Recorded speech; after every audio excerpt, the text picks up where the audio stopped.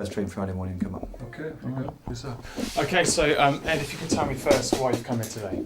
I've come to Moulton School because Cliff Williams, who's the regional secretary of the Unison Trade Union, said, come and see the partnership which exists between the 4 schools up here in Rydale, but also the way in which the union's working with the politics students to get a real understanding of the political process. And I've been having a meeting with the students today and talking to them about politics, and I hope bring some real world into their studies, which is exactly what this partnership's about.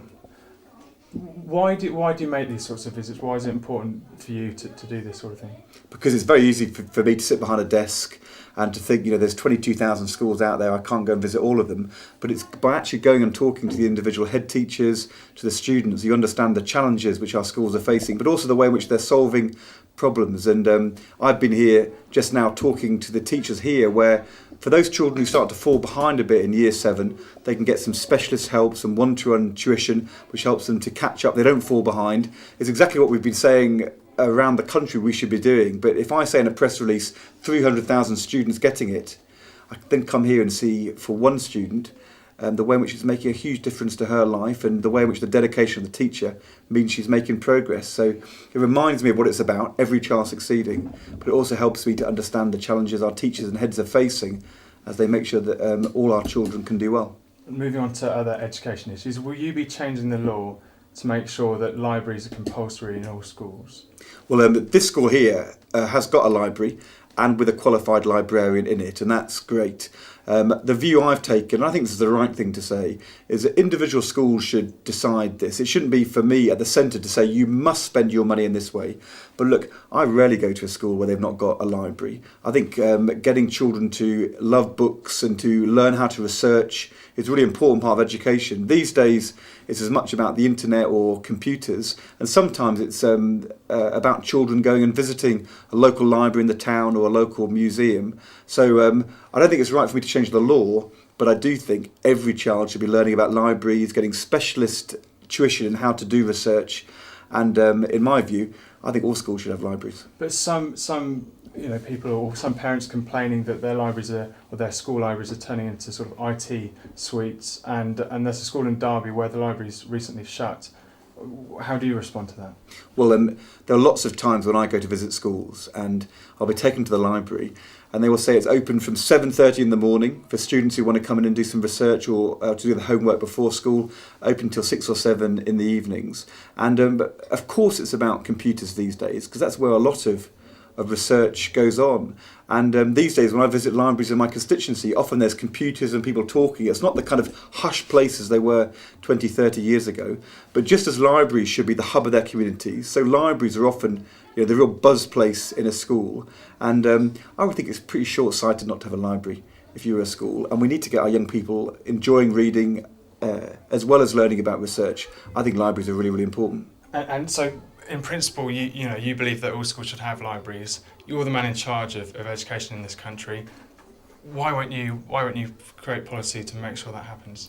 I don't think always the right thing to do is for you just to say from the centre to 22,000 schools, you have to do it this way, here's the law. I want to give as much flexibility as I can to head teachers and governing bodies to decide what works best for them. And if you are, for example, a school which has got the local public library next door, then probably having a partnership with that local public library makes more sense. So I don't want to mandate you've got to do it this way. But as I said, I don't think good head teachers devalue libraries. They know they're essential. They know that kids need to learn about books and research, that having expert librarian skills is exactly the right thing to do. So I'm very clear, libraries are really, really important. I think schools are choosing libraries right across the country, but sometimes the best way to get what you want isn't always for me just to say from the centre, do it that way. I want schools to choose libraries. Now, some parents will be horrified, don't you think, that all convicted criminals have access to a library, because all prisons have to have libraries, but not all schools have to have libraries. Well, we have a small number of people in our society, in the tens of thousands who go to prison, and they never get out. They can't use a public library. It's really important to have a component of education within prisons, and basically the library provides that. When you move into a school, the whole community is a learning community. Children are in schools learning all the time, every day, books are part of the curriculum in every subject. Look, we've moved a long way away from the old days where there were only photocopied textbooks. And I think that having at the centre of a school a place where children can research, use computers, can enjoy books, can get those kind of learning skills is a really important part of learning. So, but I don't think for me to mandate you must do it in one particular way is the right way to do it. But if you have a school where there was no books, these days if you've got schools without computers, I don't think that could be a learning place at all. So I can't think any head teacher would do anything other than say, let's have a learning place right in the centre of our schools with books and computers. I think libraries are critical.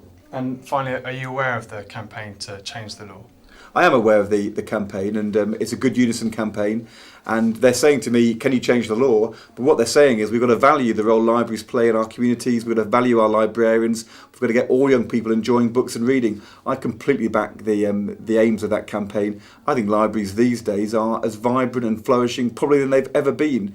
I know in my constituency the public libraries play a really vital role for the youngest mums right through to pensioners doing computer courses or getting their books out with larger print. And in our schools, I see libraries every day doing a brilliant job supporting the learning in our schools. So I back libraries 100%. I'm right behind Unison in their campaigning. Should I change the law? I think sometimes it's better to say to head teachers and governing bodies, get on and do the right thing in your way. And sometimes for me to be a bit more flexible is the right way to go about it rather than saying there's only one blueprint. And if I could just ask one more, how have you found today? I mean, do you think that the students themselves have gained from the experience? Well, I came here because I knew this was a school and a group of schools who are ambitious for their young people. They wanted them to enjoy learning, but also learn about the real world. And talking to the politics students, they're pretty switched on. Some tough questions, try to answer them to the best of my ability. And I think there were a few budding Jeremy Paxmans or John Humphreys in the room today, but also people who really care about their community. The thing which always strikes me about young people is that they're proud to be British, proud of their communities, want to make a contribution, enjoy learning. I think we should celebrate what our young people do, and I'm here today to be part of that. Brilliant. Thanks Will very you much. give 10 seconds of your hands, just edit the pace. We just carry on talking Sure. with your hands, please. So you said that you didn't do government politics. Was it not around when you were? It was, but I started off thinking I wanted to do English, and I really enjoyed history, did medieval history. Third subject was economics, and then over the course of my first year, I actually really got into the economics. And look, economics is fundamentally about politics, and they're so intertwined. And so... So what made you want to switch from the civil service role that you were doing, or certainly within the party, and then the sort of public, the role you're doing now as an MP and minister? Because our political system relies upon people who are willing to put themselves forward and take responsibility, make the decisions, be accountable in Parliament, and it's hard. Okay. But I mean, it's also really important. And I didn't want to be a backroom person. I wanted to be the person.